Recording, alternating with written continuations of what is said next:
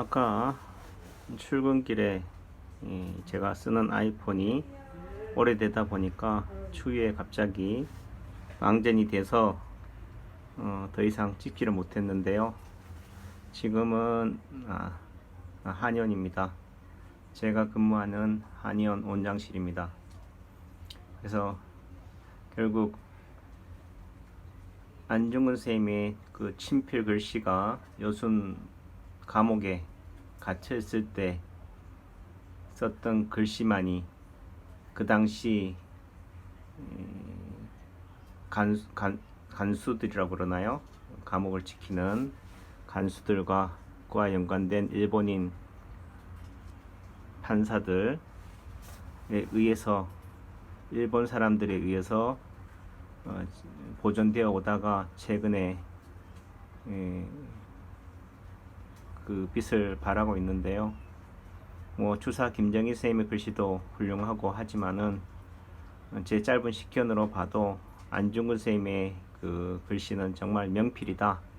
그 글씨가 그 사람의 얼굴이고 마음이다 라는 생각이 공감이 될 정도로 됩니다.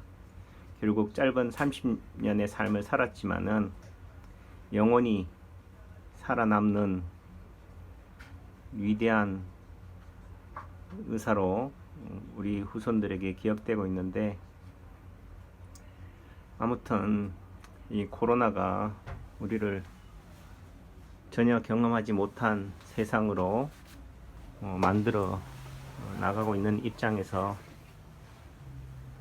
한의사로서 그래도 일방적으로 보건당국, 정부당국 또는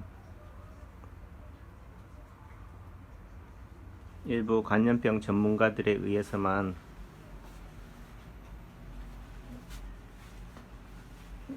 일방적으로 전해지는 그런 정보 속에서 한의학적 관점에서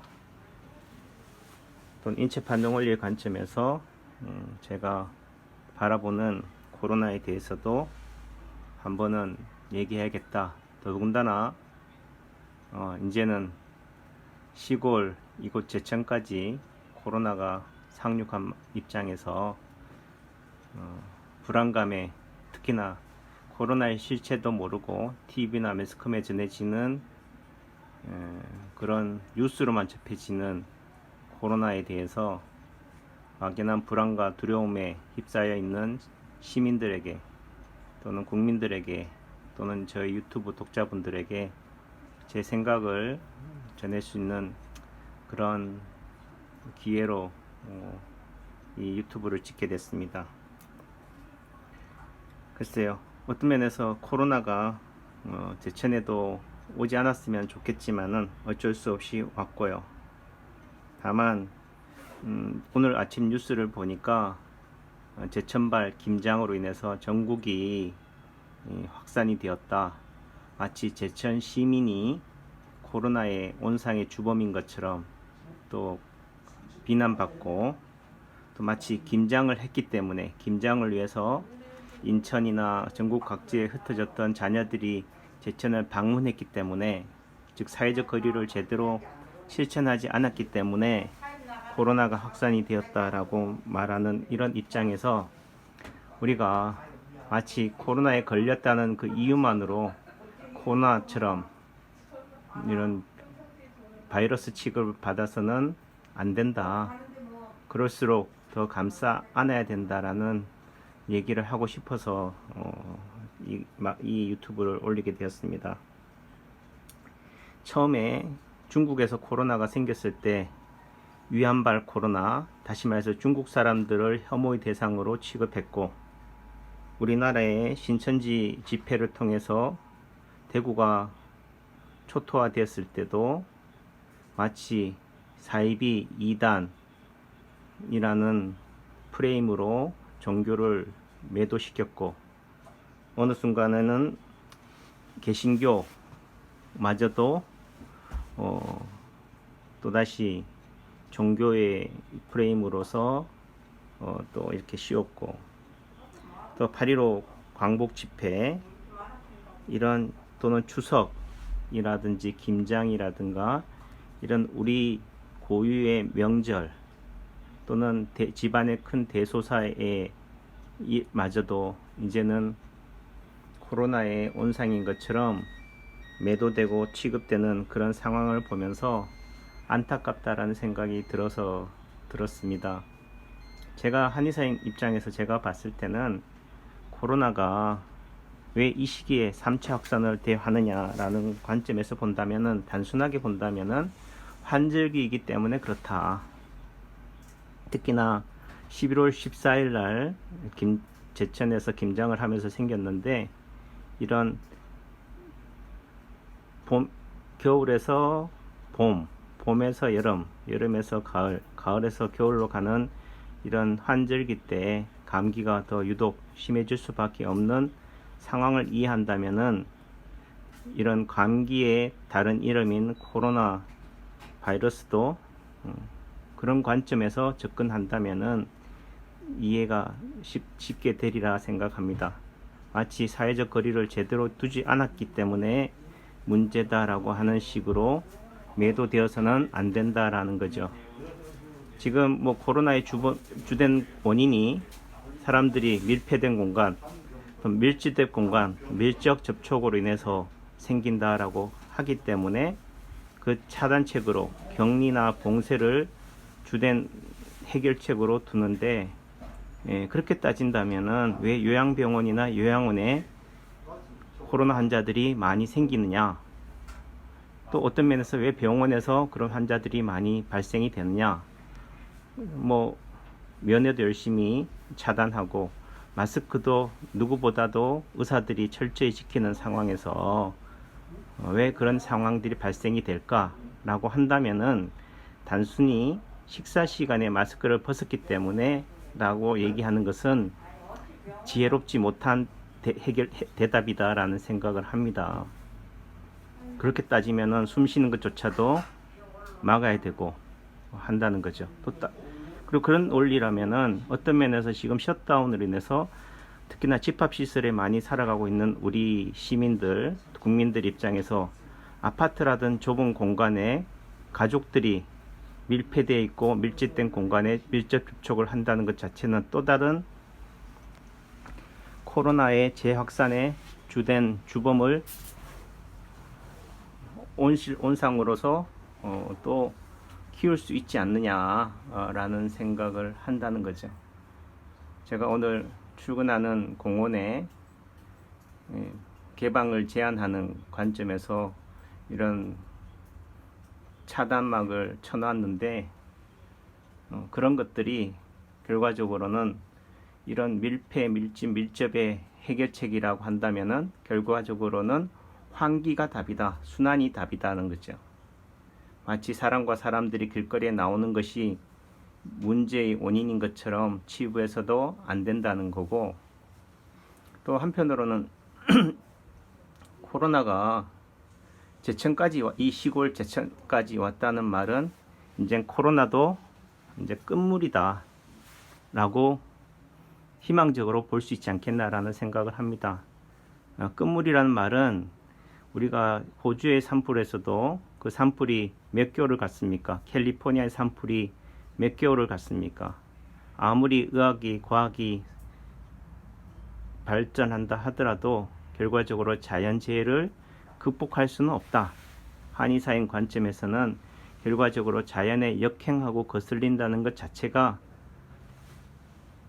오만이다. 그럼 어떻게 할 것이냐? 결과적으로 자연이 스스로 그 힘을 또는 바뀌기를 바랄 뿐인 거죠. 그래서 호주의 그 산불도 실제 6개월이 지나면서 세력이 약화되어 간다는 거죠. 우리의 삶이 나서 자라고 병들고 죽는 게 하나의 과정인 것처럼 화마도 결과적으로는 초기에 그것을 극복하지 못한다라고 한다면은 그 불이 화력이 세질 때는 그거를 이기려고 하는 것 자체가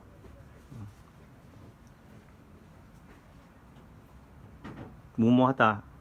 결과적으로는 피하거나 하는 것처럼 어떤 면에서 시간이 지나면은 계절이 바뀌면은 자연스레 세력이 약화된다, 꺼져간다 라는 관점에서 본다면은 이 제천이라는 지역까지 코로나가 퍼졌다는 얘기는 더 이제는 코로나도 이제는 다 퍼졌다, 또 다시 얘기하면 세력이 약화되었다라고 볼 수도 있겠고, 또 한편으로는 전염력이 강하다는 얘기는 그만큼 치사율, 치명률은 떨어진다는 의미로도 볼 수가 있을 겁니다.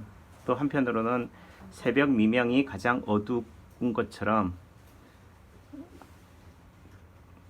어떤 면에서 극성하게 코로나가 퍼진다라는 말의 다른 의미는 아침이 밝아온다는 거죠.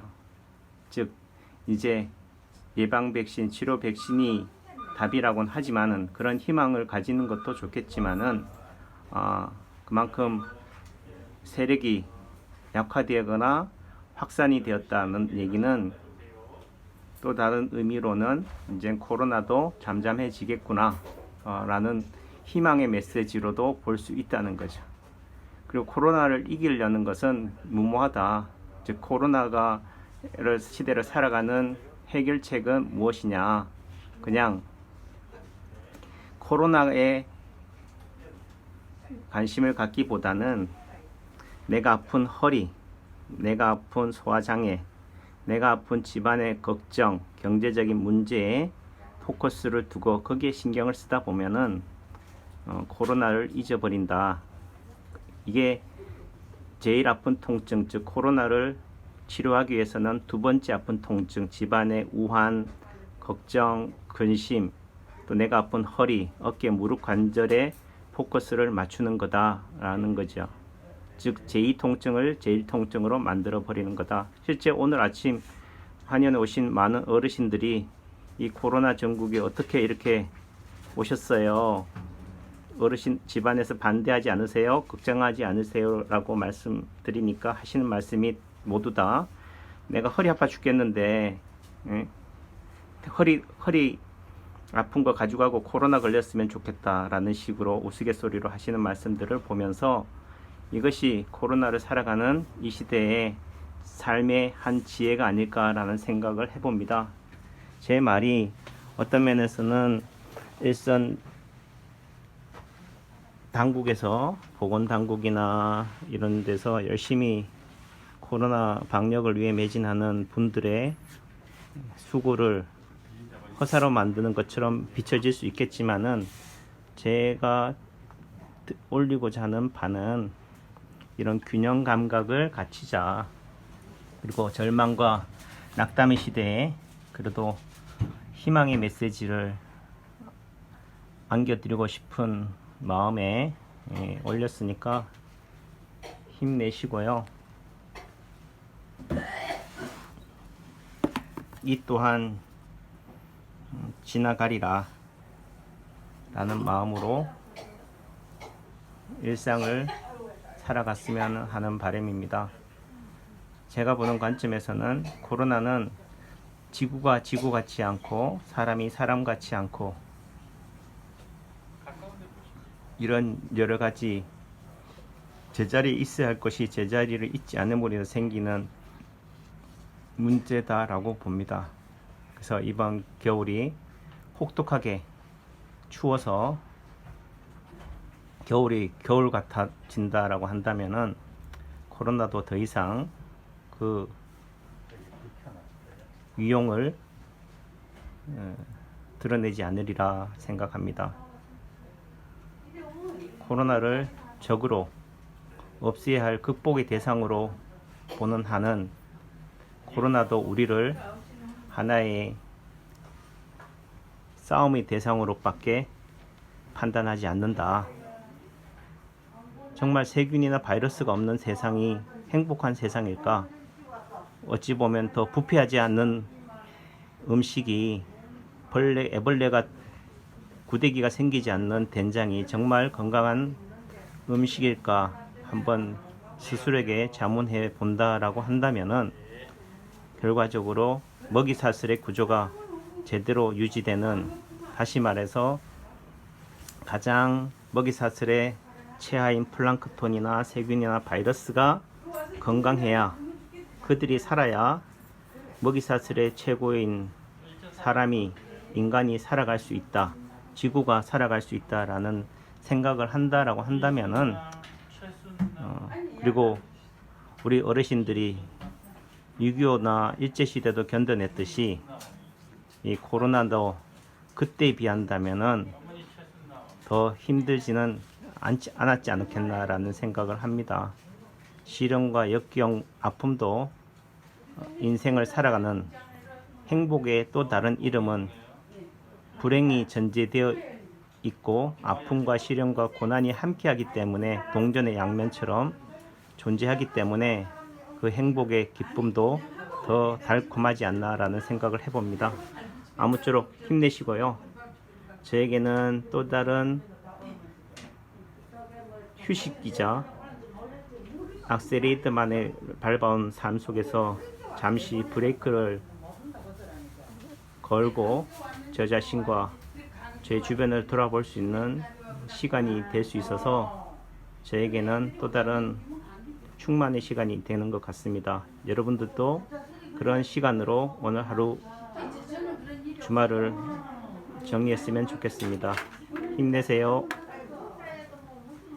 감사합니다.